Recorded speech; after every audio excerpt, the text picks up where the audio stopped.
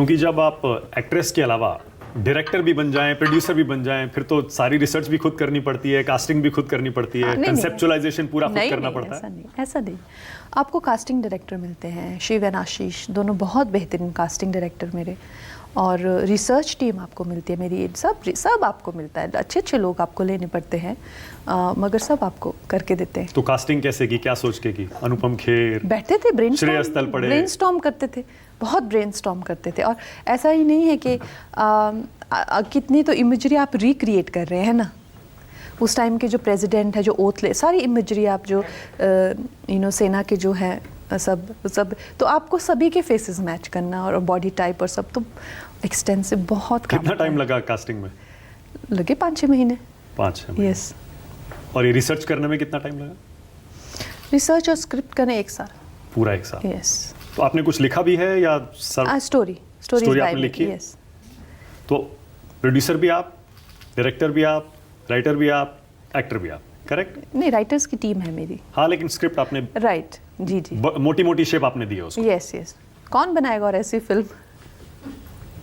बॉलीवुड में उन लोगों को पड़ी नहीं है। बॉलीवुड में तो वो लोग मुझे भी यही कहते हैं कि यार तुम अच्छे खासे भी, तुम क्यों बूढ़े लोग का मेकअप करके तुम 60 ईयर ओल्ड वुमन काहे को बन रही हो, और एवरीथिंग अबाउट पॉलिटिशियंस, कोई कलर नहीं, कोई कुछ नहीं, because the whole film becomes parliament. जिस तरह से कलर होते हैं ना, वो सब खादी के कपड़े। पीछे देखिए, तस्वीर लगाइए, देखिए जरा आप, यहाँ देखिए।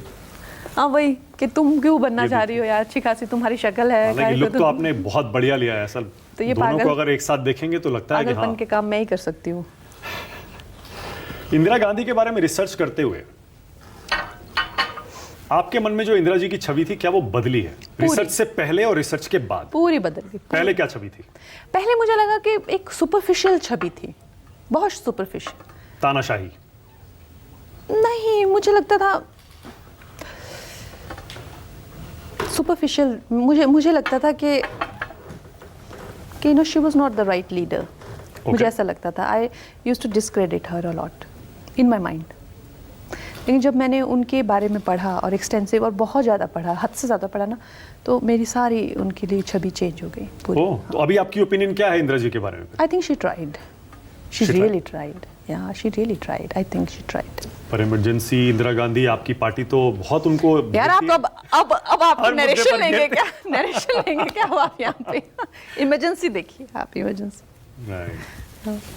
नहीं, मैं तो इसलिए कह रहा हूँ ना कि अंदर से आप बीजेपी की विचारधारा वाली एक नेता हैं, सांसद हैं। नहीं, हमारे बीजेपी में भी तो ऐसा थोड़ी ना है कि they don't discredit any leader. जब भी मिसेस गांधी का जन्मदिन कुछ होता है, हमारे शीर्ष नेतृत्व उनको बड़ा ही सम्मान करते हैं, बड़ा आदर करते हैं, ऐसा नहीं है। इमरजेंसी को तो संविधान हत्या दिवस मनाते हैं। नहीं तो वो देखिए आप, अगेन जस्ट बिकॉज उन्होंने ग्रीन रेवोल्यूशन पे काम किया, शास्त्री जी ने भी किया था, शास्त्री जी ने भी पाकिस्तान से युद्ध जीता था, शास्त्री जी ने भी उनसे पहले बहुत काम किया, ऐसा नहीं है। हाँ, उन्होंने भी किया, उन्होंने भी चाहे बांग्लादेश बनाया हो, जो भी है। तो अब उन्होंने 2 अच्छे काम किए, तो इसका मतलब ये नहीं कि उनके सारे बुरे काम को भी, ऐसा थोड़ी होता है। जो बुरा गलत है वो गलत है ना।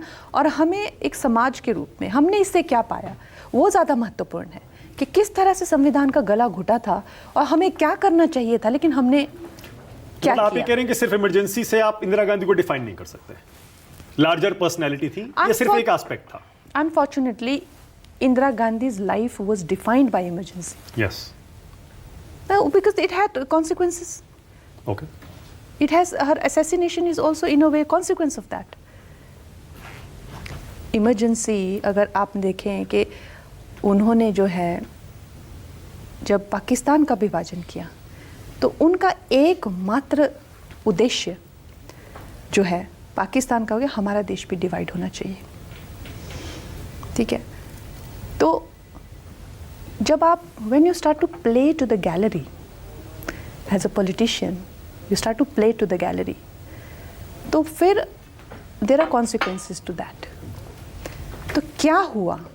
सबसे पहले तो इतनी लोकप्रिय, जिसको अटल जी कह रहे हैं, अभिनव चंडी दुर्गा, बाद में उन्होंने वो रिफ्यूट किया था कि उन्होंने नहीं कहा, ऐसे कुछ सिचुएशन बने। फिर क्या हुआ? ऐसे जैसे इंसान भी कैसे, तभी तो मैं इसको एक शेक्सपियरियन ट्रेजेडी बोलती हूँ, like Macbeth. Macbeth was also destined to be the king.